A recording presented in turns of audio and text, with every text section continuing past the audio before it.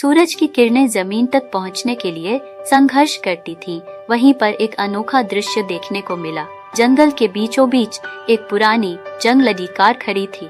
यह कार किसी जमाने में चमचमाती थी, लेकिन अब पेड़ों की जड़ें और बेलें इसे चारों तरफ से जकड़ चुकी थी। इस कार की कहानी भी उतनी ही दिलचस्प थी जितनी कि खुद जंगल की। यह कार किसी इंसान की नहीं, बल्कि जंगल के टार्जन की थी। टार्जन, जो बचपन में ही जंगल में खो गया था, अब इस जंगल का राजा था। वह इंसानों की दुनिया से बिल्कुल अलग आया तब उसे एक पुरानी कार मिली थी जो किसी पुराने युग की निशानी थी। टार्जन को इस कार से खास लगाव था। वह इसे अपनी मशीन जानवर कहता था। टार्जन ने इस कार को कभी चलाना तो नहीं सीखा, लेकिन उसने इसे अपने तरीके से इस्तेमाल करना शुरू कर दिया। कभी कभी वह इस कार की सीट पर बैठा जाता, मानो किसी राजा के सिंहासन पर बैठा हो।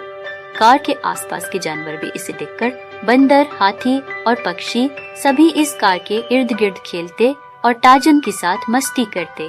एक दिन जंगल में एक बड़ा तूफान आया। तेज हवाओं और बारिश से पूरा जंगल हिल गया।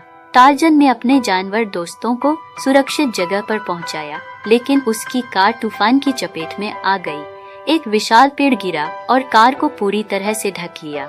टार्जन ने कार को बचाने की कोशिश की, लेकिन पेड़ इतना बड़ा था कि वह अकेले कुछ नहीं कर सकता था। जंगल के जानवरों ने टार्जन की मदद के लिए हाथ बढ़ाया।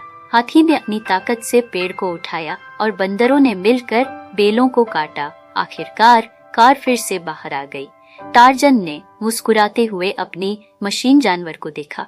वह समझ गया कि यह कार उसकी न ही बल्कि पूरे जंगल की थी और अब यह कार भी जंगल के जीवन का हिस्सा बन चुकी थी।